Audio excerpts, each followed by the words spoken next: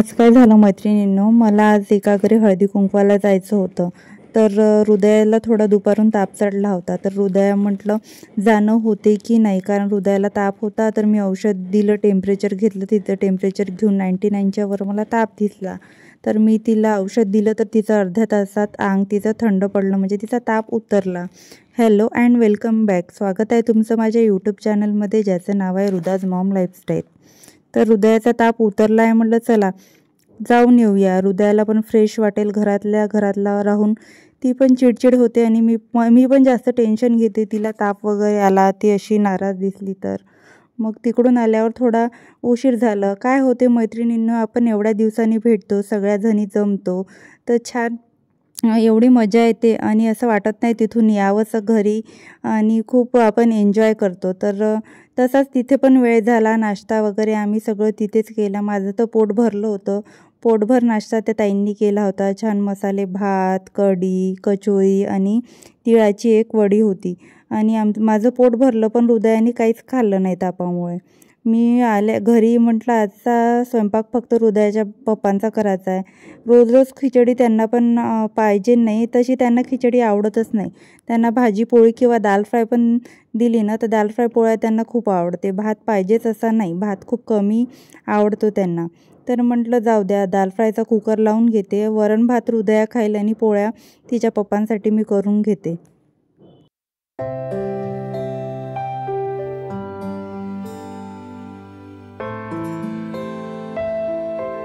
हळदी कुंकवाला जाण्यापेक्षा मोठा प्रश्न आहे रोज रोज काय घालायचं, कोणती साडी नेसायची, रोज कसं तयार व्हायचं, हेच आता सुरू आहे. आणि आता हेच दिवस सुरू आहे, नटायचे मटकायचे मस्त.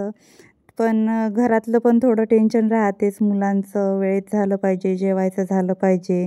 मिस्टर ऑफिसमधून येतात, त्यांना पण थोडा चहा वगैरे त्यांना काय लागतं ते द्यावं लागते. तर थोडं घाई गडबड होतेच आहे. पण चला, चालतंच आहे. हे दिवस काही नेहमी येत नाही. 8 दिवस हळदी कुंकू असते. तर माझं कुकर झाला आहे. तो कुकर झाला आहे म्हटलं थोडं लसूण सोलून घेते. दाल फ्रायमध्ये थोडा जास्त लसूण छान दिसते. लसूण मी ठेचूनच घेत असते. लसूण, अद्रक आणि जिरं ह्या खलबत्त्यामध्ये मी ठेचून घेते. फ्रेश ठेचून टाकलेल्या लसूणची वेगळीच मजा असते मैत्रिणींनो. आपण पेस्ट करून ठेवली ना, ते काही एवढं चांगलं वाटत नाही, जसं ह्या खलबत्त्यामधलं टेस्ट येते भाजीला किंवा दाल फ्रायला.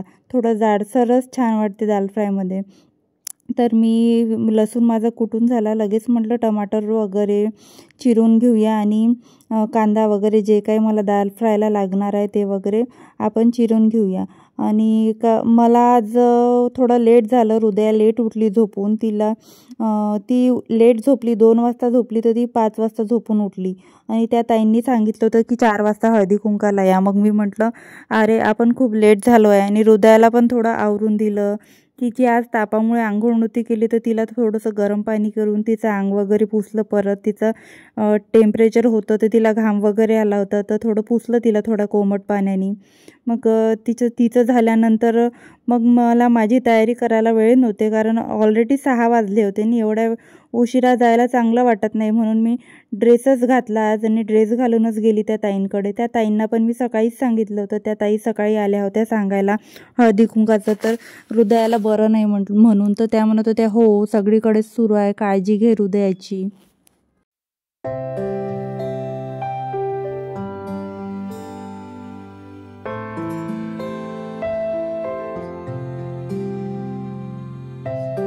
कुकर मी वरण भात लावायसाठी घेतला होता. त्याच कुकरमध्ये मी लगेच दाल फ्राय फोडणी दिली. मैत्रिणींनो, आपण आपल्या किचनमध्ये किती भांडे काढतो स्वयंपाक करताना ते आपल्यावर डिपेंड असते. आपण कमीत कमी भांड्यांमध्ये पण मॅनेज करू शकतो. जास्त भांडे काढल्यावर ते आपल्यालाच घासावं लागते. किंवा तुमच्या घरी हाऊस हेल्पर कोणी येत असेल कामाला, त्यांना पण जास्त त्रास होऊ नये म्हणून आपण थोडे कमीच भांडे काढले पाहिजे, कारण त्यांना पण 4 घरी जाऊन काम करावं लागतं. आपण एकाच घरी आपल्याच घरी काम करून करून थकतो, तर आपण विचार करू शकतो की त्या किती थकत असेल. म्हणून आपण जेवढ्या कमी भांड्यांमध्ये मॅनेज करू शकू तेवढ्या भांड्यांमध्ये मॅनेज केलं पाहिजे असं मला वाटते.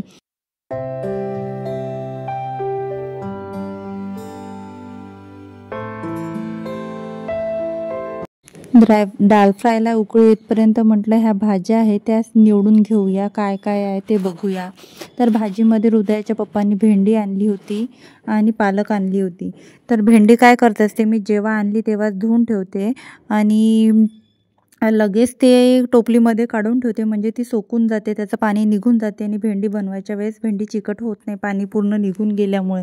आणि भेंडी जर आपण वेळेवर धुतली तर भेंडी चिकट होते, त्याला ओलावा राहते, पाणी राहते. आणि हो, कोबी पण आणली आहे हृदयाच्या पप्पांनी. आणि मग काय करते, पालकाचे जे देठ आहे ते मी तेव्हाच कापते. जर आपण ते तशीच भाज्या आपण न म्हणजे साफ करता तशाच फ्रीजमध्ये ठेवल्या तर त्याची माती सगळी फ्रीजमध्ये लागते आणि परत ते काम आपल्याला फ्रीज साफ करायचं लागते. तर देठं जर आपण लगेच कापले भेंडीचे असं पण आपण फ्रीजमध्ये ठेवलं तरी चालते, पण आपण देठं एकदा आधी कापून घ्यायला पाहिजे. मग मी तिथे कोबीचं पण जे देठं होते ते कापून टाकले आहे, कारण कोबीच्या देठाचं काही काम नाही आहे, कचऱ्यामध्ये कचरा निघून जातो बाहेर. तर मग हे पालकाचे मी देठं कापल्यावर फक्त चांगले चांगले पानं मी निवडून घेणार आहे आणि जे पानं खराब आहेत ते मी टाकून देणार आहे, त्याचं काही काम नाही. आणि माझी पालक पण लगेच तेव्हा साफ होऊन जाईल. परत मग ते मला तेच काम रिपीट करावं लागणार नाही, कारण तेच काम रिपीट करायचं आणि परत तो कचरा होईल. परत मग तिथे पेपर टाका, कचरा साफ करा, हे काम मला रिपीट करावं लागणार नाही. म्हणजे भाजी आणल्यावर मी हे काम करून घेत असते. ज्या भाज्या धुवायच्या त्या धुवून घेत असते आणि ज्या मला तशाच ठेवायच्या न धुता मी तशाच ठेवते. आधी मी पूर्ण भाज्या धुवायची, पण काय झालं ना, हृदया लहान आहे ना, तर हृदयात जर मोठी होत आहे ना, तर आता ती एवढी इचकपणा करते. गॅलरीमध्ये जर भाज्या वगैरे धुवून ठेवल्या तर त्या भाज्या फेकते आणि किचनच्या ओट्यावर जर ठेवल्या तर मला वापरायला जागा मिळत नाही, कारण ओटा माझा खूप छोटा आहे. आणि मग तसंच लगेच दुधाचं पॅकेट फ्रीजमध्ये न ठेवता, इथे तिथे न ठेवता लगेच धुवून टाकायचं, कारण ते इकडे तिकडे आणि 17 जणांचे हात लागून ते आपल्यापर्यंत पोचते. त्याच्यामुळे आपण दुधाचं पॅकेट लगेच धुवून टाकायचं आणल्याबरोबर मार्केटमधून. आणि मग नंतर ते आपण दूध गरम करून थोडा वेळ बाहेर ठेवून नंतर आपण मग दूध ते फ्रीजमध्ये ठेवू शकतो. तसं तर आम्ही काळाच चहा पितो, आम्ही दुधाचा चहा पित नाही. हृदयाच्या पप्पांना पण ॲसिडिटीचा प्रॉब्लेम आहे. पण काय झालं, हृदयाला सर्दी खोकला कफ असल्यामुळे म्हटलं चला हळदीचं दूध देऊन बघूया, तिचा खोकला सर्दी कमी होईल. तर म्हणून दूध बोलवलं आहे. बघूया आता हृदया दूध पिते का, तिला दूध आवडत नाही. हळदीचं आता देऊन बघते.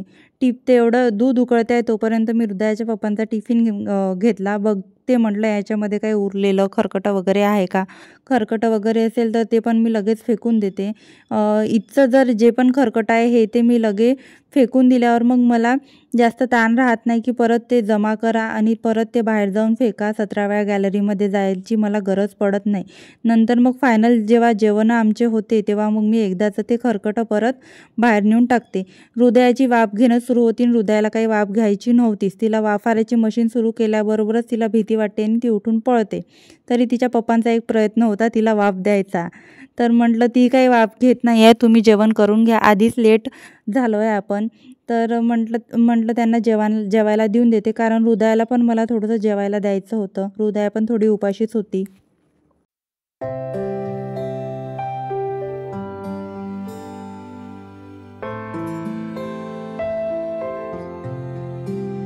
आपल्याला असं वाटते लेकरू जेवलं नाही, जेवायचं आहे, उपाशी आहे, स्वयंपाकाला लेट झालं, एवढ्या काळजीने आपण पटपट सगळं करतो. पण काय होते ना, हे लेकरं जेवतच नाही. किती पण यांना जेवायला द्या, काही करा, काही केल्या जेवत नाही. ती जेवत नव्हती. ते म्हटलं राहू दे, तू काही जेवू नको. मी माझे इथे किचनमध्ये परत आली आणि माझे कामं आवरायला लागली.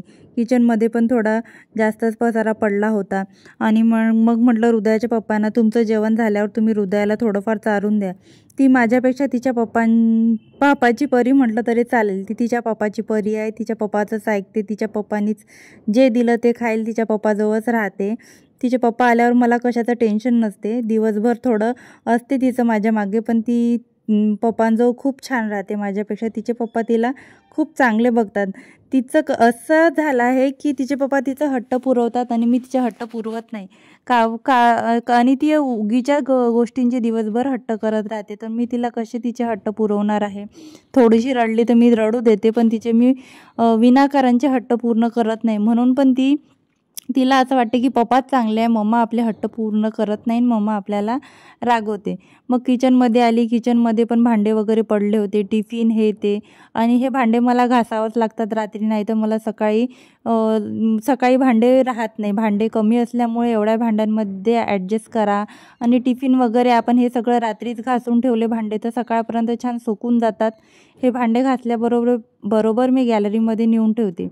आणि आम्हाला झोपायला 11 11:30 वाजतात रात्री, तर तोपर्यंत भांडे छान सुकून जातात हवेनी. आणि किचनमध्ये आल्यावर आधी बेसिंगमध्ये जे खरकटं आहे ते सगळं बाहेर फेकून देते, म्हणजे डस्टबिनमध्ये टाकते. तिथचं बेसिंगमधलं खरकटं फेकून झाल्यावर एकदा बेसिंग घासून घेते, कारण कॉक्रोच वगैरे येऊ शकतात तिथे, मुंग्या वगैरे कुठून पण. तो बेसिंगचा एरिया साफ झाल्यावर एकदा वायपरला बघते खरकटं लागला आहे का, आणि वायपरला पण एक हात मारते.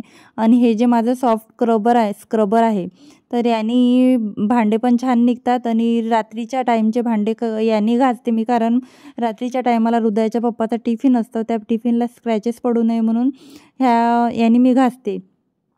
या स्क्रबरनी मी घासते. आणि रिंग वगैरे थोडी साफ करून घेतली कुकरची रिंग जर आपण काढून अशी वेगळी ठेवली, कुकरच्या झाकणाला न ठेवता, तर ती पण जास्त वेळ टिकते, लवकर खराब होत नाही. तर आपण कुकरची रिंग काढून ठेवायला पाहिजे अशी. तर माझं बेसिंग पण साफ करून घेतलं आहे मी लगेच्या लगे.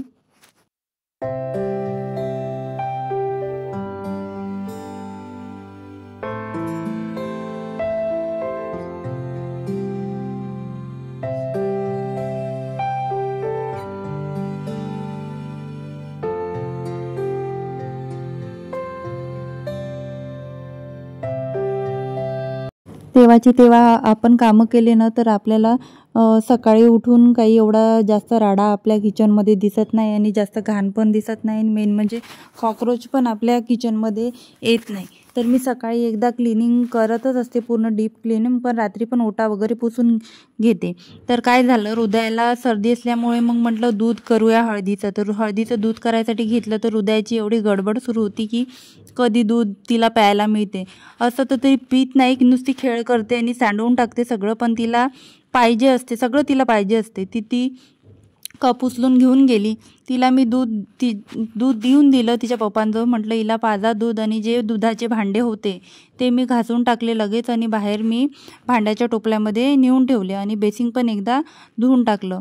मैत्रिणींनो, तुम्हाला माझे व्हिडिओ जरा देखील आवडत असेल तर व्हिडिओला एक लाईक आणि चॅनलला सबस्क्राईब करायला विसरू नका, कारण तुमच्या एका लाईकमुळे मला व्हिडिओ बनवायला प्रोत्साहन मिळते. भेटूया अशा नवीन व्हिडिओमध्ये. Bye bye.